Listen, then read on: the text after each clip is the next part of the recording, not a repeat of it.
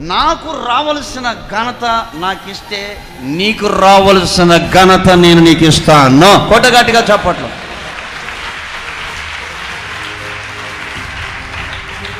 ఒక భార్య కోరుకుంటుంది నా భర్త నన్ను గణపరచాలని. ఒక భర్త కోరుకుంటాడు నా భార్య నన్ను గణపరచాలని. తల్లిదండ్రులు కోరుకుంటారు పిల్లలు గణపరచాలని. అత్తమామలు కోరుకుంటారు ఏమండి అల్లుడు లేక కోడలు నన్ను గణపరచాలని. ఒక యజమాని కోరుకుంటాడు దాసుడు గణపరచాలని.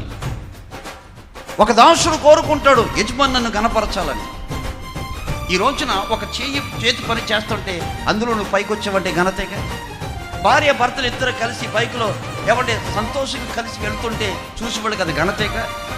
తండ్రి కొడుకులు చక్కగా నడుచుకుంటూ వెళుతుంటే అరే ఇలా తండ్రి కొడుకులాగా లేరే స్నేహితుల్లాగా ఉన్నారే అది ఘనతేగా. అక్క చెల్లెళ్ళు కలిసి నడుచుకుంటుంటే ఒక ఘనతేగా. ఈ రోజున ప్రతి ఇంటిలో ప్రతి సంఘములో ప్రతి ఒక్క గుండులో ఉండాలంటే ఘనత కావాలి. ఏం కావాలి చెప్పండి? ఘనత కావాలి. ఈ ఘనత నువ్వు కోరుకుంటే రాదు, ఈ ఘనత నేను కోరుకుంటే రాదు. మొదటగా మనం చేయవలసిన పని ఏంటంటే నేను ఎక్కడ ఉన్నా నా దేవుని గణపరచాలి.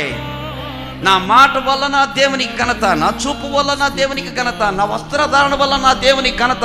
నేను ఎక్కడుంటే మొదట నా దేవునికి ఘనత కలిగితే సర్వములో నాకు దేవుడు ఘనత కలగజేస్తాడు. ఆమేన్.